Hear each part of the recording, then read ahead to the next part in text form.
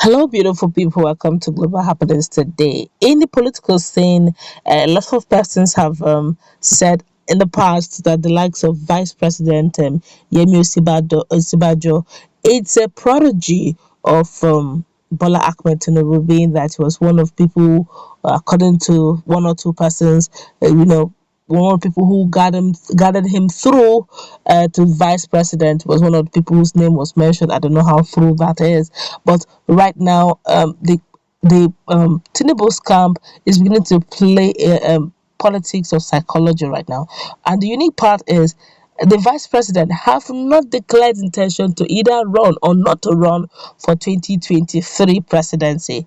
But before we go into the news proper to find out why they are calling Osibajo betrayal, they're calling him someone who's betraying his mentor. I don't know why they're saying that. You're going to find out in a moment why it is so. Before we do so, like and subscribe to our channel by clicking on the red subscribe button beside it. You see a bell notification icon. Please go ahead, click on it to get notified as soon as we update our channel on YouTube. While the refusal of Vice President Yemi Osibajo to take a definite stand on his rumored presidential ambition in 2023, despite the declaration by his benefactor, former Lagos State Governor Asiwaju Bola Tinubu, is the reason many people in the Southwest chapter of the All Progressive Congress APC are accusing him of alleged betrayal. The Tinubu national leader of the APC informed President Muhammadu Buhari of his decision to run for the office of president in 2023 last month, while describing his desire to become the president as a lifelong ambition. He also dispelled the insinuation that as a kingmaker who has installed kings, he cannot become king himself. However, in spite of Tinubu's declaration and consultations, some of his long-time associates have come out to publicly endorse Osibajo as their choice, even though Osibajo, is yet to officially declare interest in the race. Despite repeated calls on him to run in 2023 by several groups across the country, Osibajo has said he is focused on his job as a vice president and will decide on whether he is going to contest at the appropriate time. Speaking with Daily on Sunday, an associate of Tinubu, who was also a commissioner in Lagos from 1999 to 2007, during which period Osibajo also served as Attorney General and Commissioner for Justice, said many of those who worked with Tinubu during his tenure as governor are watching Osibajo's moves with keen interest and may issue a joint comment or statement in the coming days. According to the APC chieftain, who asked not to be mentioned or named, the general belief amongst them before was that Osibajo will not dare contest against Tinubu, who nominated him for the position of vice president, but recent events are pointing in a different direction. I don't have anything to say now because Yemi Osibajo has not come out to say he is running.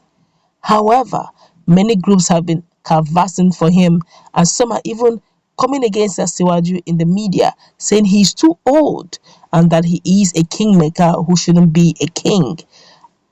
I quote him, he said, I noticed he did not stop any of those canvassing support for him. He only asked them not to abuse Asiwaju. I've also read many of Asiwaju's loyalists accusing Osinbajo of betrayal. My position for now is that you can't accuse him of being a traitor yet because he has not publicly come out to say, I am running for presidency in 2023 on APC ticket.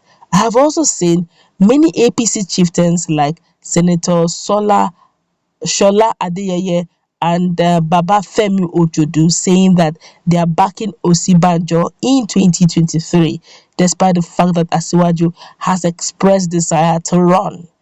I then begin to wonder, is there something that Osinbajo, has told them that is giving them the confidence? Has the president informed him that he wants him as his successor, maybe in order to continue with his programs? I also don't have a clue to that. But it is clear as daylight that something is giving those canvassing support for Osinbajo assurance that he will run in 2023. I'm in touch with some of my colleagues who were part of Asiwaju's team during his tenure as governor. In fact, we have a platform that we all share, and the general impression is that this tension would have been doused if Osinbajo has taken a categorical position, since his former boss has indicated interest in contesting for the presidency. When asked who is more qualified to be president between a former governor and a sitting vice president, he said Osinbajo couldn't have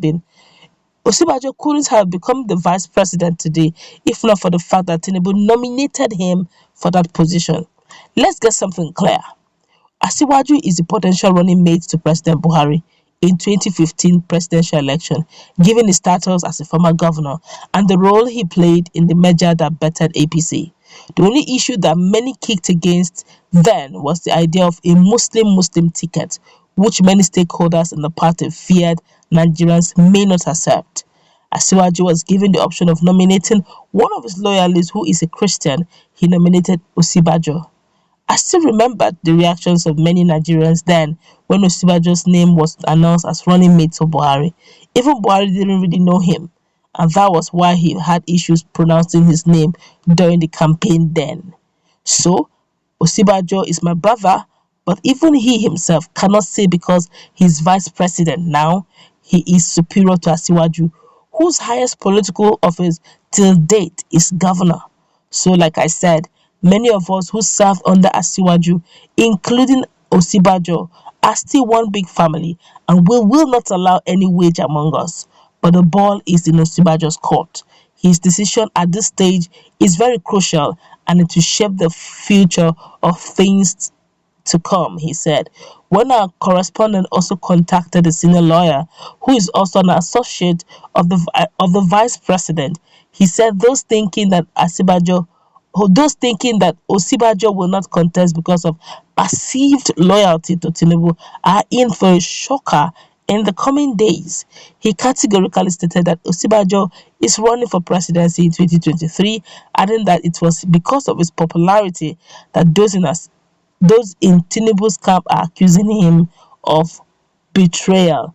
He also said that Osinbajo is running, there's no doubt about it, and it is because of his popularity that the Tinubu's camp start this blackmail or betrayal, the same way they bullied Yemi into a seeming submission, but they are in for a shocker.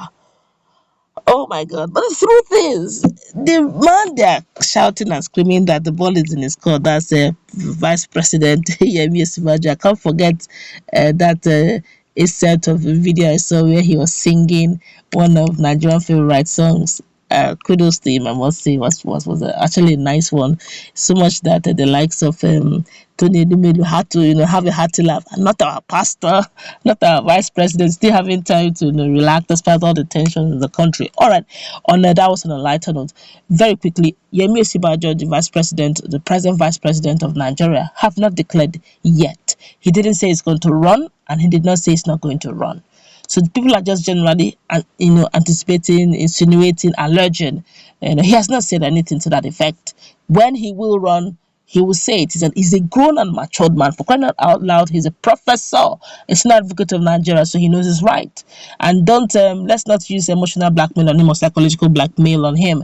That he was a protege does not mean that he does not have the right to run. Under Nigerian constitution, he has full rights to run. Everyone have that right to run. So nobody should give emotional blackmail or psychological blackmail because he handheld him and then does what? Quote and unquote. Let's meet in that comment section.